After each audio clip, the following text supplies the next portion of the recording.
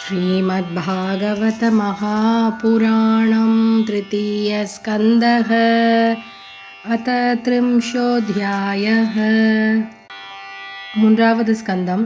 30வது அத்தியாயம் உலகியல் பற்றில் சிக்கியவர்கள் அடையும் கீழ்நிலை, அதாவது சம்சாரக் கடலின் கொடுமைகள். கபில உவாச்ச தஸ்யை தஸ்ய ஜனோ நூனம் நாயம் வேதோரு விக்ரமம் काल्यमानोऽपि बलिनो वायोरिव गणावलिः यं यम् अर्थमुपादत्ते दुःखेन सुखहेतवे तं तं धुनोति भगवान् पुमाञ्चोचति यत्कृते यदध्रुवस्य देहस्य सानुबन्धस्य दुर्मतिः ध्रुवाणि मन्यते मोहात् गृहक्षेत्रवसूनि च जन्तुर्वैभव एतस्मिन् यां यां योनिम् अनुव्रजेत् तस्यां तस्यां स लभते निर्वृतिं न विरज्यते नरकस्थोऽपि देहं वै न पुमांस्त्यक्तुमिच्छति नारक्यां निर्वृतौ सत्यां देवमाया विमोहितः आत्मजाया सुतागार पशुद्रविनबन्धुषु निरूढमूलहृदय आत्मानं बहुमन्यते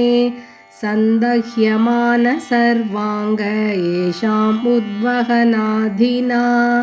करोत्यविरतं मूढो दुरितानि दुराशयः आक्षिप्तात्मेन्द्रियस्त्रीणाम् असतीनां च मायया रहोरचितया लापैः शिशूनां कलभाषिणां गृहेषु कूटधर्मेषु दुःखतन्त्रेष्वतन्त्रितः कुर्वन् दुःखप्रतीकारं सुखवन्मन्यते गृही अर्थैरापादितैर्गुर्व्या हिंसयेतस्ततश्च तान् पुष्णाति येषां पोषेण शेषभुक्याद्यदस्वयं वार्तायां लुप्यमानायाम् आरब्धायां पुनः पुनः लोभाभिभूतो निस्सत्वः परार्थे कुरुते स्पृहाम् कुटुम्बभरणाकल्पो मन्दभाग्यो वृतोद्यमः श्रिया विहीनकृपणो ध्यायञ्च्वशति मूढधीः एवं स्वभरणाकल्पं तत्कलत्रादयस्तथा नाद्रियन्ते यथा पूर्वं कीनाशा इव गोचरम् तत्राप्यजातनिर्वेदो भ्रियमानः स्वयं भृतैः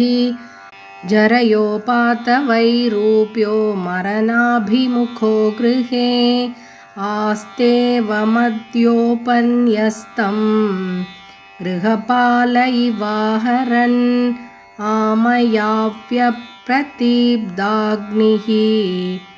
अल्पाहारो अल्पचेष्टितः वायुनोत्क्रमतोतारः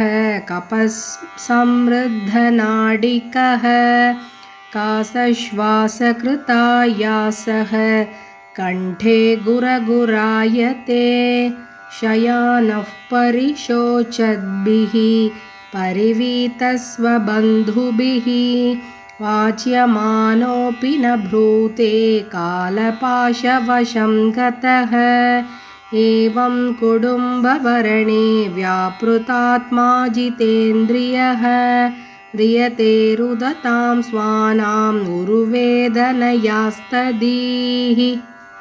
यमदूतौ तदा प्राप्तौ भीमौ सरभसेक्षणौ स दृष्ट्वा त्रस्तहृदयः शक्रून्मूत्रं विमुञ्चति यातनादेह आवृत्य पाशैर्बद्ध्वा गले बलात् नयतो दीर्घमध्वानं दण्ड्यं राजभटायता तयोर्निर्भिन्नहृदयस्तर्जनैर्जातवेपथुः पतिष्वभिर्भक्ष्यमान आर्तोगं स्वमनुस्मरन् शोद्रुट्परितेर्गतवानलानिलैः सन्दप्यमानः पतितप्तवालुके कृच्छ्रेण पृष्ठे कषया च ताडितः चलत्यशक्तोऽपि निराश्रमोदके तत्र तत्र पतञ्श्रान्तो मूर्छितः पुनरुत्थितः पथा पापीयसानीतस्तमसा यमसादनं योजनानां सहस्राणि नवतिं नवचाद्वनः त्रिभिर्मुहूर्तैर्द्वाभ्यां वा नीतः प्राप्नोति यातनाः आदीपनं स्वगात्राणां वेष्टयित्वोल्मुखादिभिः आत्ममांसादनं क्वापि स्वकृतं परतोऽपि वा जीवतश्चान्द्राभ्युद्धारः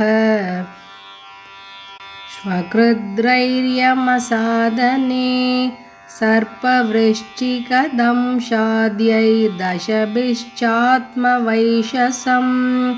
कृन्दनं चावयवशो गजादिभ्योऽभितापनं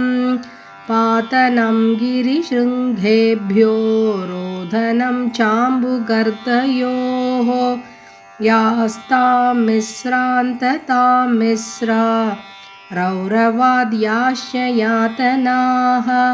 भुङ्क्ते नरो वा नारी वा मितः सङ्गेन निर्मिताः अत्रैव नरकस्वर्गः इति मातः प्रचक्षते या यातना वै नारक्यस्ता इहाप्युपलक्षिता एवं कुटुम्बं विप्रान उदरं भर एव वा विसृज्येहोभयं प्रेत्य भुङ्क्ते तत्फलमीदृशम् एकप्रपद्यते ध्वान्तं हित्वेदं स्वकलेवरं कुशलेतरपाथेयो भूतद्रोहेण यद्भृतं दैवेनासादितं तस्य शमलं निरये पुमान् भुङ्क्ते कुटुम्बपोषस्य हृतवित्त इवातुरः केवलेनेह्यधर्मेण कुटुम्बभरणोत्सुकः याति जीवोन्धतां मिश्रं चरमं तमसः पदम् अधस्तानरलोकस्य यावतीर्यातनादयः क्रमशः समनुक्रम्य पुनरत्राव्रजेच्छुषिः इति श्रीमद्भागवते महापुराणे पारमहंस्यां संहितायां तृतीयस्कन्धे कापिलोपाख्याने